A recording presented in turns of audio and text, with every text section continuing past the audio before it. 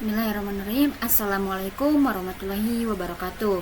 Perkenalkan, kami dari kelompok 4 kelas C. Di sini kami akan mempresentasikan hasil dari pengerjaan proyek kami mengenai AI with Python. Anggota dari kelompok 4 sendiri itu ada Sekar Ayu Fatmasari, kemudian saya sendiri Farha Fadila Amalia, ada Kevin Ibrahimovic, Andi Rafia, dan juga Muhammad Akbar Hidayat. Selanjutnya untuk bagian pendahuluan ini akan disampaikan oleh saya sendiri. Di era digital seperti sekarang ini, kecerdasan buatan atau biasa disebut dengan artificial intelligence itu tentunya menjadi hal yang sudah bukan yang asing gitu. Karena AI ini telah dimanfaatkan di berbagai bidang, mulai dari bisnis, kesehatan, pendidikan, hingga pemasaran. Nah, untuk menerapkan AI dengan efektif, kita tuh membutuhkan bahasa pemrograman yang tepat tentunya. Salah satunya itu bisa menggunakan Python. Kenapa sih harus Python? Karena Python ini fleksibel, mudah dipelajari, dan didukung oleh banyak library. Nah, Python itu menawarkan berbagai pustaka seperti NumPy untuk komputasi numerik, Pandas untuk pengolahan data, dan Scikit-learn untuk machine learning. Semua ini tuh memudahkan kita dalam membangun model AI. Dalam presentasi ini, kami itu akan menunjukkan bagaimana itu AI dapat diterapkan menggunakan Python, khususnya dalam melakukan analisis data menggunakan metode machine learning. Selanjutnya untuk cara unduh dan instalasi tools. Nah, tools yang kita gunakan itu menggunakan Google Colabs, karena Google Colab ini tidak perlu ada instalasi aplikasi Jupyter Notebook karena disediakan secara online. Nah, yang perlu disiapkan itu tentunya itu mempunyai akun Google. Lalu setelah itu kita menggunakan mengakses Google Colabs itu tanpa instalasi, tapi melalui link saja. Setelah kita masuk ke linknya, nanti kita akan bisa langsung muncul mulai codingannya dengan Python dan tanpa instalasi apapun. Sangat praktis dan mudah digunakan. Selanjutnya untuk pengenalan lingkungan kerja tools akan disampaikan oleh Akbar. Di sini saya akan memaparkan tentang pengenalan lingkungan kerja tools. Baik, langsung saja. Yang pertama itu fitur New Notebook in Drive. Fitur ini digunakan untuk membuat notebook baru di Google Drive sehingga pengguna dapat menyimpan, mengedit, dan mengelola file notebook secara otomatis di akun Google mereka. Caranya, kita klik file di navbar di atas, lalu pilih New Notebook in Drive. Kalian bisa juga open notebook atau dengan shortcut Ctrl O dan juga upload notebook. Selanjutnya, fitur plus code. Fitur ini digunakan untuk menambahkan sel kode baru di dalam notebook Google Colab. Sel ini berfungsi sebagai tempat untuk menuliskan dan menjalankan perintah Python secara terpisah berdasarkan blok atau sel. Seperti yang di lingkar ini, hanya tinggal klik plus code lalu akan muncul sel baru seperti ini. Selanjutnya, fitur run cell. Fitur ini berfungsi untuk menjalankan kode yang terdapat dalam satu sel di Google Colab. Dengan menekan tombol ini, pengguna dapat mengeksekusi kode secara bertahap dan melihat hasilnya langsung muncul di bawah sel. Jadi kita hanya perlu mengklik tombol run ini dan outputnya otomatis akan muncul di bawah sel ini. Tapi ini hanya bisa untuk per sel.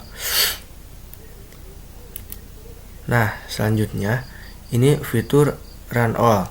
Fitur ini berfungsi untuk menjalankan semua sel kode dalam notebook sekaligus sehingga pengguna tidak perlu mengeksekusi setiap sel satu persatu. Nah, berbeda dengan yang tadi, yang ini kita jalankan satu sel. Kalau yang ini kita run all. Jadi kita klik ini semua akan berjalan dan menghasilkan outputnya masing-masing setiap selnya. Baik, terima kasih yang sudah menjelaskan. Selanjutnya untuk deskripsi persoalan kasus itu akan disampaikan oleh Sekar. Yang selanjutnya ada deskripsi persoalan kasus. Nah, pada kasus ini, supermarket sebenarnya sudah memiliki berbagai data pelanggan seperti usia, pendapatan tahunan, dan spending score. Namun, data tersebut belum dikelompokkan atau dianalisis lebih lanjut sehingga sulit bagi supermarket untuk benar-benar memahami perilaku dan pola belanja pelanggan. Akibatnya, tim marketing menjadi kesulitan dalam beberapa hal. Mereka tidak bisa membedakan jenis-jenis pelanggan berdasarkan karakteristiknya, tidak dapat menentukan kelompok pelanggan mana yang paling potensial, dan tidak bisa menargetkan promosi dengan lebih tepat. Tanpa segmentasi yang jelas, strategi pemasaran yang dijalankan menjadi kurang efisien dan seringkali tidak tepat sasaran. Hal ini tentu berdampak pada efektivitas promosi dan penggunaan anggaran marketing. Untuk solusinya akan dipaparkan oleh rekan saya. Baik, terima kasih. Selanjutnya untuk deskripsi solusi penyelesaian kasus akan disampaikan oleh Kevin. Saya di sini akan menjelaskan tentang deskripsi solusi penyelesaian kasus, yang mana kita melakukan segmentasi pelanggan menggunakan algoritma K-means clustering untuk membagi pelanggan ke dalam beberapa kelompok. Dengan segmentasi, tim marketing dapat mengetahui jenis pelanggan berdasarkan perilakunya, menentukan pelanggan potensial, membuat strategi promosi bagi pelanggan yang lebih tepat sasaran, menghemat biaya pemasaran, dan dengan begitu supermarket mendapat manfaat berupa promosi lebih tepat sasaran, meningkatkan loyalitas pelanggan, mengurangi biaya marketing, dan membantu pengambilan keputusan berbasis data-driven marketing. Untuk demo akan dijelaskan oleh Andi Rapian. Baik, saya akan lanjutkan untuk bagian demo. Di sini sudah tampil file Jupyter Notebook yang sebelumnya sudah kami buat. Kita mulai dari blok pertama. Untuk blok pertama di sini kita gunakan untuk memanggil library yang kita perlukan. Untuk library yang pertama adalah sklearn. Sklearn ini kami gunakan. Sklearn ini merupakan library machine learning yang kami gunakan untuk clustering atau pengelompokan. Lalu yang kedua ada pandas. Pandas ini kami gunakan untuk memproses dan memuat tabel. Lalu yang terakhir ada matplotlib. Matplotlib ini kami gunakan untuk visualisasi grafik. Lalu untuk 3 blok setelahnya ini merupakan blok untuk dataset, di mana di blok kedua ini kami memanggil file dataset yang sebelumnya sudah kami upload. Lalu untuk blok ketiga ini fungsi head digunakan untuk menampilkan 5 data teratas dengan tujuan untuk memastikan bahwa dataset yang sebelumnya sudah kami panggil itu benar-benar bisa digunakan dan diproses.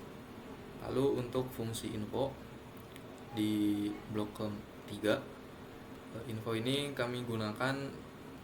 Fungsi info ini berfungsi untuk menampilkan file type dari setiap kolom, di mana kami menggunakan ini untuk memastikan bahwa kolom age, annual income, dan spending score itu benar-benar berisi dan tidak nol, sehingga data-data di dalam kolom ini bisa kami proses dan bisa kami gunakan dengan baik. Selanjutnya 3 blok selanjutnya kami gunakan sebagai visualisasi awal atau scattering. Untuk yang pertama ini ada visualisasi perbandingan antara spending dan juga age. Bisa dilihat di sini tabel grafik visualisasinya. Lalu yang kedua ada visualisasi untuk perbandingan age dan annual income. Lalu yang ketiga ada perbandingan annual income dan juga spending score. Nah, berdasarkan ketiga grafik ini, kami menyimpulkan bahwa grafik annual income dan spending score ini merupakan grafik yang paling optimal untuk kami gunakan, karena pengelompokannya ini sudah cukup jelas dan tegas. Baik, kita lanjutkan ke pembahasan intinya. Kita mulai mencari K-mean dengan menggunakan elbow method. Untuk cara kerjanya, kita melakukan looping untuk mencari 1-9 klaster secara bersamaan. Setelah itu akan muncul grafik seperti ini. Bisa dilihat grafiknya turun cukup terjal ke bawah dan mulai landai dan membentuk siku di klaster kelima dengan nomor klaster 5. Untuk itu kami menyimpulkan bahwa jumlah 5 klaster ini sudah cukup optimal untuk kami gunakan ke depannya. Selanjutnya untuk bagian modeling dan predik, kita berdasarkan metode yang sebelumnya sudah kami gunakan, kita menggunakan nilai n cluster, variabel n cluster sama dengan 5. Selanjutnya akan tampil tabel dengan semua pelanggan sudah memiliki klasternya masing-masing mulai dari 0 sampai dengan 4. Lalu yang terakhir adalah visualisasi final, di mana akan tampil visualisasi dari clustering yang sebelumnya antara annual income dan spending score. Untuk jumlah klasternya adalah 5 dan masing-masing klaster memiliki pusat yang dinamakan centroid, yaitu adalah icon bintang berwarna ungu. Untuk klaster berwarna merah merupakan kelompok pelanggan dengan income tinggi dan pengeluaran sedikit, dan klaster berwarna hitam adalah pelanggan dengan income tinggi dan pengeluaran tinggi. Lalu klaster berwarna hijau adalah pelanggan dengan income rendah dan pengeluaran tinggi. Lalu klaster berwarna biru muda adalah pelanggan dengan income kecil dan pengeluaran kecil. Dan yang terakhir adalah klaster berwarna biru dengan nilai income dan spending score nilai rata-rata.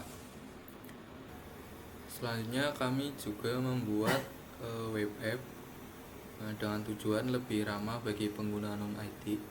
Di sini tampilannya cukup sederhana, di mana untuk sidebar ini digunakan untuk mengatur jumlah nilai K atau cluster. Lalu untuk tampilan utama terdapat 3 bagian utama, yaitu tampilan dataset di mana pengguna bisa melihat dataset yang sedang digunakan. Lalu ada penjelasan mengenai grafik elbow method. Di sini juga ada cara membaca grafik. Lalu yang ketiga ada hasil segmentasi pelanggan. Ini akan tampil ketika pengguna sudah memilih jumlah kelompok atau nilai K dan mengklik mulai clustering. Karena sebelumnya kita sudah mencoba 5 cluster atau 5 kelompok, sekarang kita akan mencoba dengan jumlah 6 kelompok. Kita klik mulai clustering.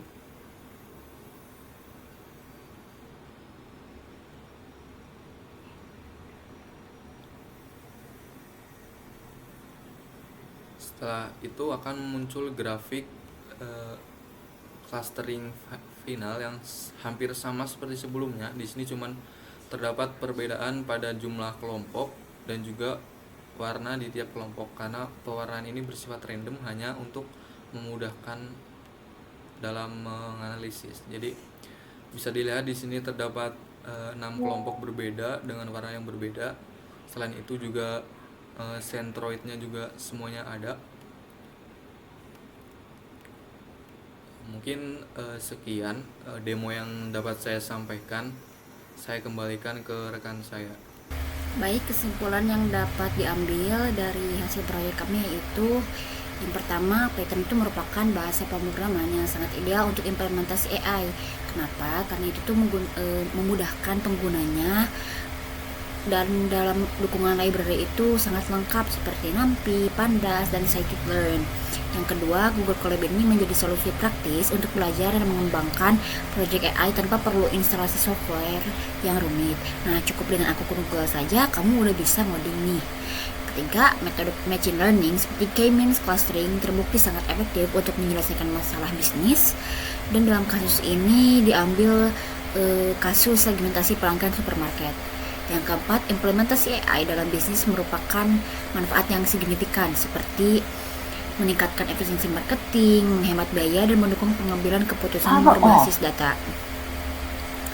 Dengan demikian, kombinasi antara AI, Python, dan tools yang tepat dapat memberikan solusi yang inovatif dan memberikan nilai tambah bagi bisnis. Dan tentunya yang paling penting, teknologi ini semakin aksesibel dan dapat dipelajari oleh siapa saja.